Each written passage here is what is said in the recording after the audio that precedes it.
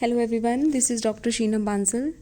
Today we will do modes of plate application. So various modes in which a plate can be applied are neutralization plates used to protect primary fixation from torsion, bending and shear forces. The longer the plate, the greater the neutralization capacity. Next I will show you neutralization plate picture.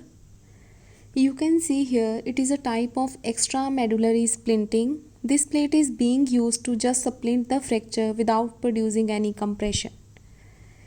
Second are buttress plates.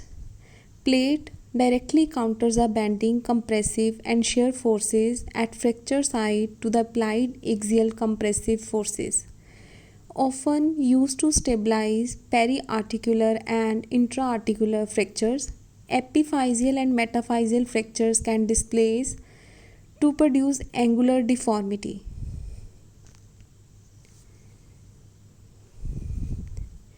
You can see here buttress plating. The word buttress means to support. Difference between buttress plating and neutralization plating. The word buttress means to support or reinforce the wall.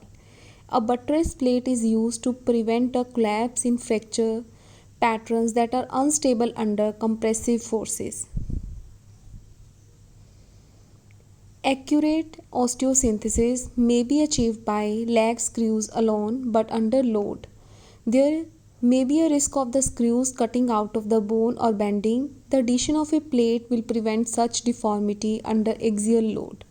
Example, tibial plateau and tibial pylon fracture fixation.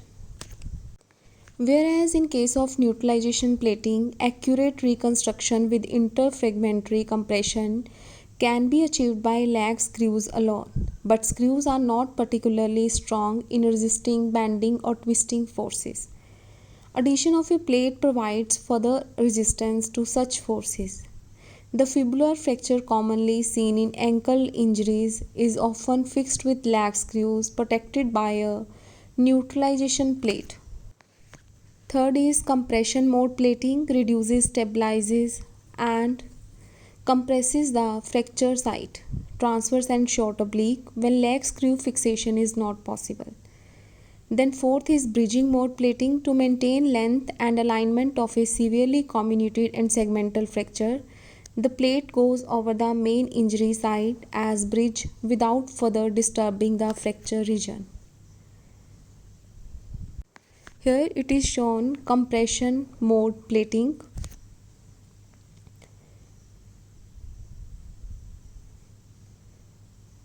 Fifth is tension band. Plates applied over the tensile surface prevent distraction of fracture fragment and by virtue of eccentric holding also produces counteractive or compression forces at the opposite side. Thus, the distraction forces are converted into compressive forces due to eccentric hold or fixation.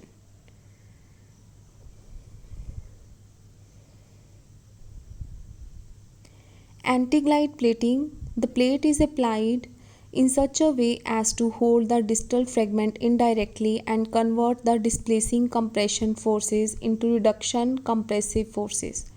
For example, in Weber type B fractures, the proximal spike of distal fragment is caught in the plate. With weight bearing, the axial forces are transformed to compression forces at fracture site as the fragment is caught between fracture and plate. Seventh is locked plates, where the internal fixation is actually a type of external fixation, with the screws locked to both the plate and bone providing an extremely rigid construct. This is beneficial for treatment of complex metaphyseal fractures and osteoporotic fractures, but not simple diaphyseal fractures as the callus response may be suppressed and often compression at fracture site is not deliberately tried. I hope you liked this video. If you like it, kindly subscribe to my YouTube channel. Thank you so much.